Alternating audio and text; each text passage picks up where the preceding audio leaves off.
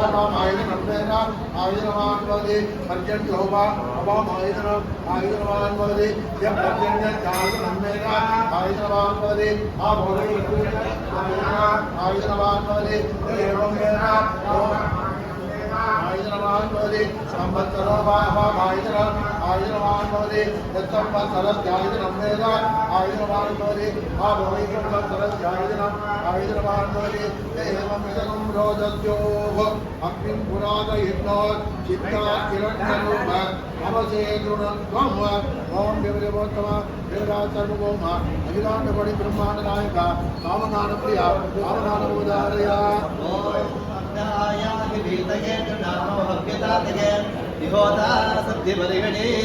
श्रीगुरुभ्यो नमः।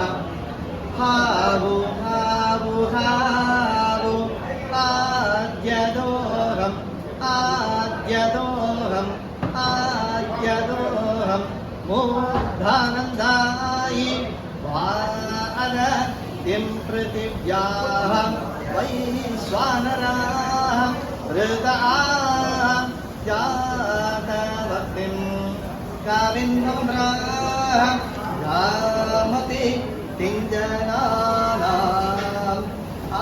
आसन्नप्पाः प्राञ्जन यन्तदेवाः हावु हावु हावु आद्यदोहम् आद्यदोहम् आद्यदोहम्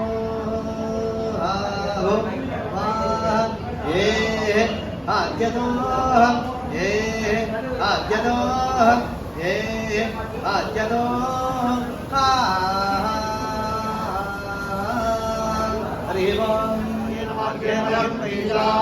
गो ब्राह्मणेभ्यो सर्वसंज्ञं लोका समस्ता शिविरोपबन्धो काले वर्जत पञ्चन्यकृतिष्ठाने तेजो यञ्चोपरितो ब्राह्मणासंविद्मयाः अनेन कन्यामासी शुक्लपक्ष शिरवादन अधिमुख्य प्रदोषते प्रदोषकाले नन्दिकेश्वरसुरामि महावीर्य अनङ्गारात्मनं अष्टवस्त्रशतनामात्रं नारिकेलकण्ठकदीपलताम्बूलवेदनं गणपति दीपाराधनं रुद्र चमक पुरुषोक्त वेदकोशसहित एकाम्बरेश्वरस्वामी महावीर्यं अलङ्कारात्मनं रुद्रसुसुदिनमात्रं शिवाष्टोत्सवमात्रं दुर्गासुक्त श्रीसुक्त भूसुक्त लीलासुक्त भाग्यसुक्त वेदासुक्त पारायणसहित कामाक्षम्बा विशेष वासना द्रव्य अभिषेक प्रभृति गंगाभिषेक मध्यन्त महाभिषेकम् अलङ्कारात्मनं ललिता सहस्रनाम कुङ्कुमार्चनं धूपदीप नारिकेलकण्ड कदलीफल ताम्बूल पुष्पाञ्जलिवेदन वनत्रमन्त्रपुष्प यजुर्वेद पारायण भगवान् सर्वदेवात्मकः सर्वश्री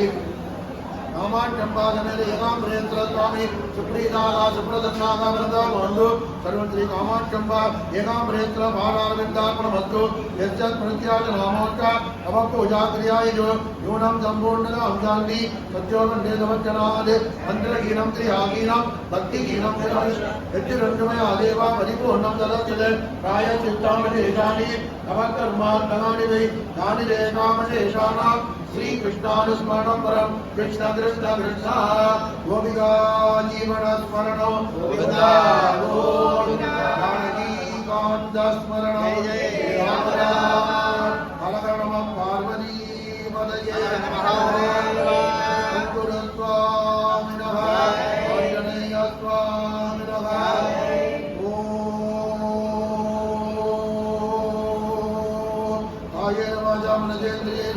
विद्यात्मनाभामृगदेशभावात् करोमि यद्यत् सकलं परस्मै श्रीमन्नारायणाय समर्पयामि सर्वं कर्म ओं तत्तदे ब्रह्मार्पणमस्तु कृष्णार्पणमस्तु एकाम्बरेश्वरस्वामी पादारविन्दार्पणमस्तु यूनाचरितं सर्वं सुगुणमस्तु நமஸ்காரம்.